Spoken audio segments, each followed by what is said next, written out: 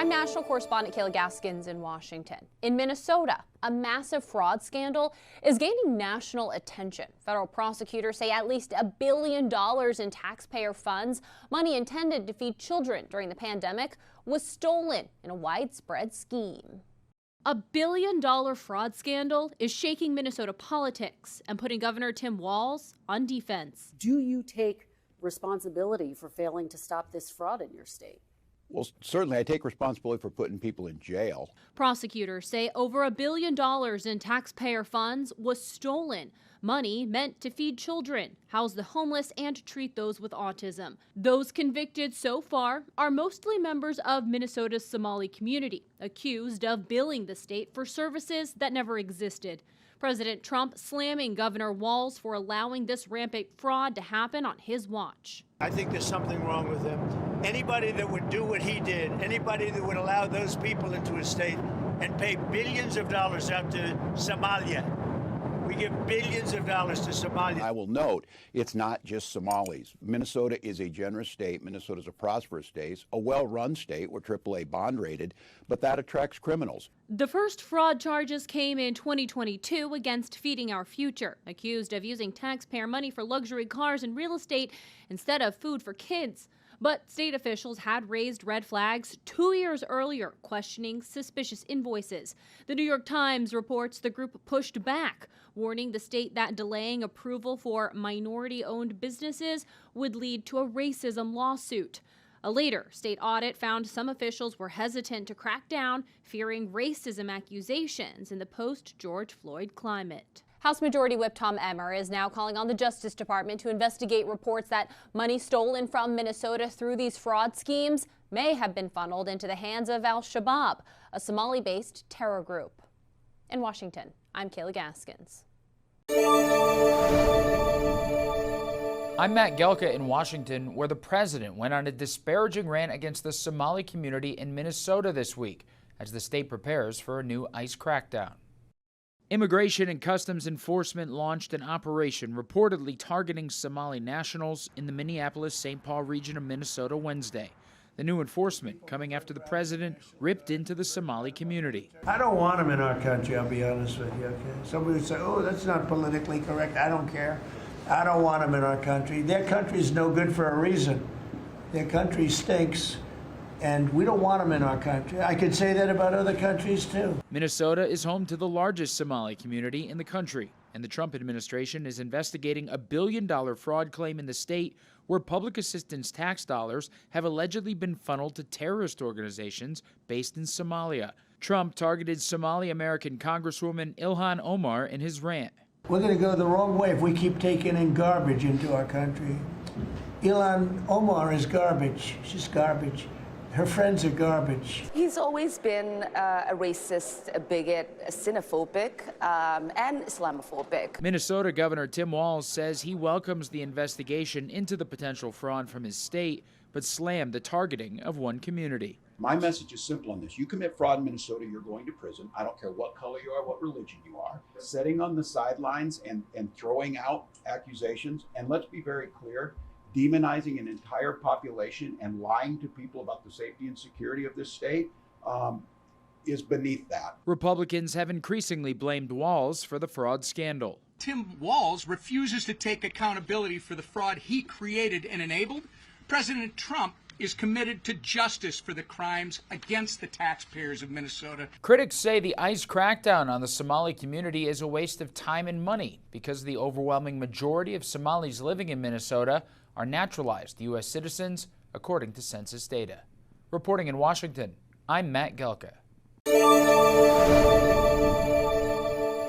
I'm national correspondent Kayla Gaskins in Washington. Federal prosecutors say Minnesota is grappling with one of the biggest welfare fraud waves in U.S. history, and now counterterrorism officials warn some of that money is likely ending up in the pockets of Al-Shabaab, an al-Qaeda-linked terror group operating out of Somalia.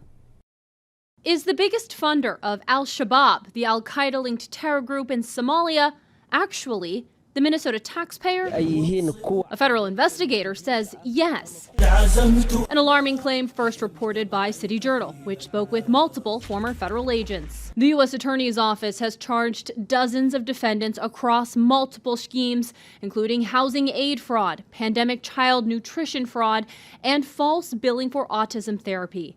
In total, prosecutors say these schemes have cost Minnesota taxpayers billions of dollars. Still, there are people that have legitimately could use those resources that are not getting those resources.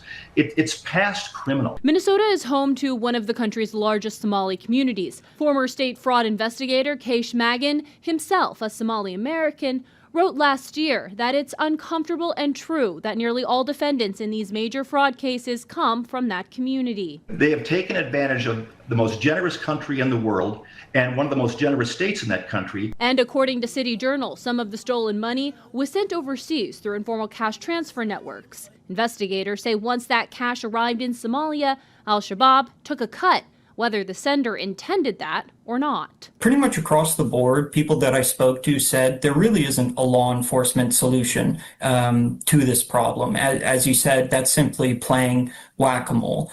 People pretty consistently told me that, there needs to be a policy change here.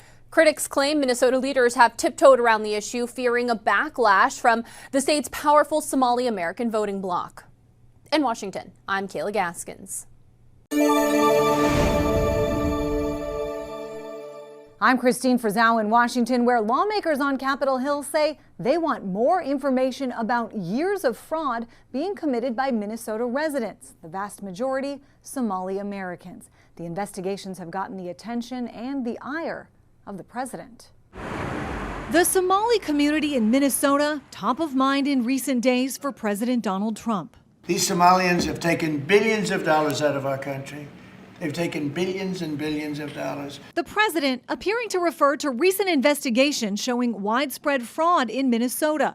The majority of those charged, members of the Somali community, including the case of Feeding Our Future, a false charity said to be providing meals given $250 million under the federal child nutrition program. Hundreds of millions of dollars were diverted, again, by several dozen Somali nationals who took the money they were supposed to be using to feed children and, in fact, were pocketing for criminal instances. There are more examples, not only of fraud perpetrated by those in the Somali community, most of whom are U.S. citizens, but of a concerted effort by government officials to cover it up. The corruption went on and on and on for years because there was this climate of fear of wanting to raise these issues. They're concerned about, maybe being called racist or bigoted. House Oversight Committee Chairman James Comer sending letters to Minnesota's governor and attorney general, seeking information about why state regulators were reluctant to take action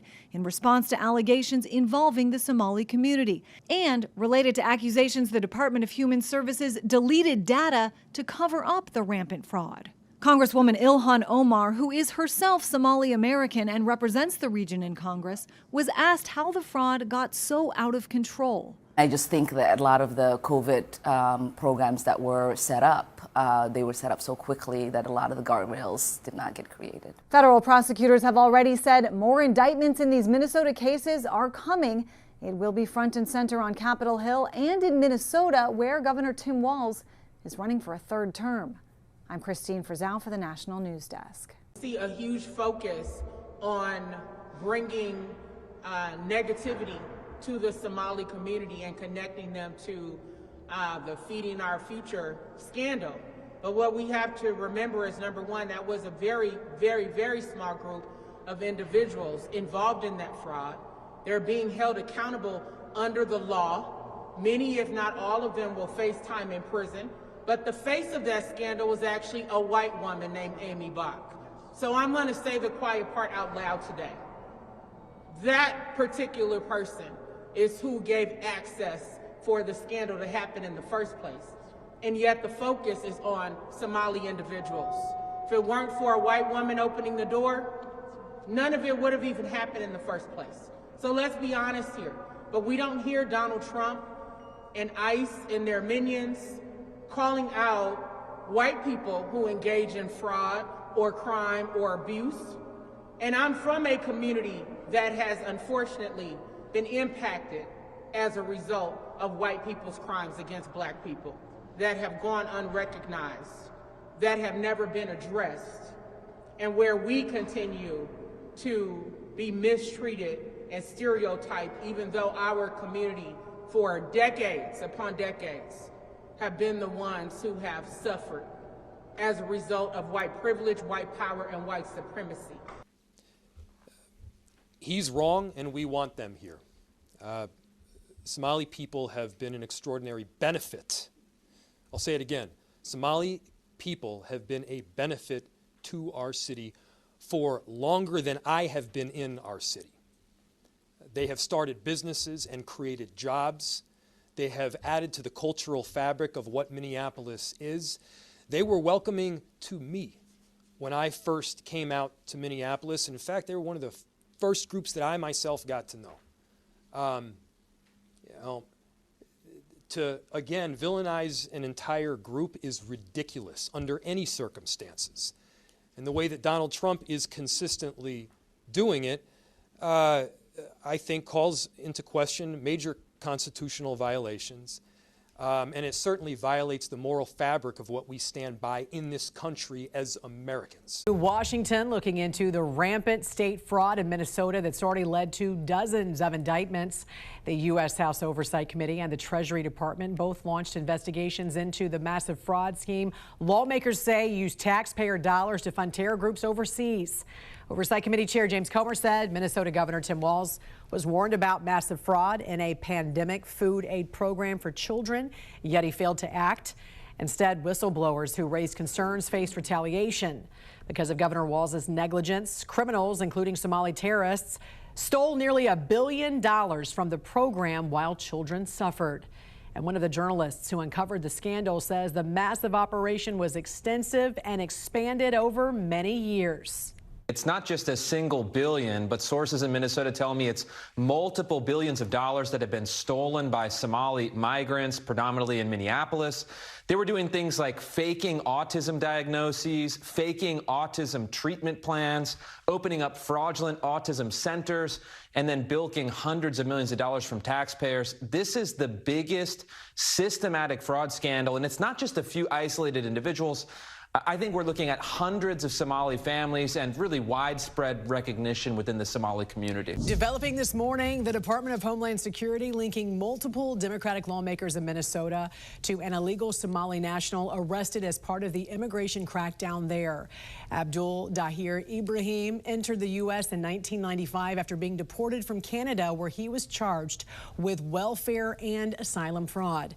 He had been living in Minnesota despite an order by an immigration judge for his removal back in 2004 because of his extensive history of fraud charges. He was finally arrested by ICE agents last week. DHS did post these pictures online of Ibrahim with multiple Democrats they say have allowed him to keep living in the U.S. under sanctuary policies, including failed Minneapolis mayoral candidate Omar Fattah, Congresswoman Ilhan Omar, and Governor Tim Walz. At the same time, the Centers for Medicare and Medicaid Services is threatening to cut off funding to Minnesota over concerns of fraud in the state. It's true. A Somali fraud ring in Minnesota stole over $1 billion from Medicaid. How did this happen? Well, Medicaid programs are run by the states, which in Minnesota means the Tim Walz administration. Governor Walz and the state's other Democrats rely on Somali votes to get elected, so they decided to look the other way because they were afraid of, quote-unquote, political backlash. Our message to Walz is clear. Either fix this in 60 days or start looking under your couch for spare change, because we are done footing the bill for your incompetence. Governor Walz is also under investigation by the House Oversight Committee. Last week, Chair James Comer gave him a December 17th deadline to provide documents and records related to the investigation.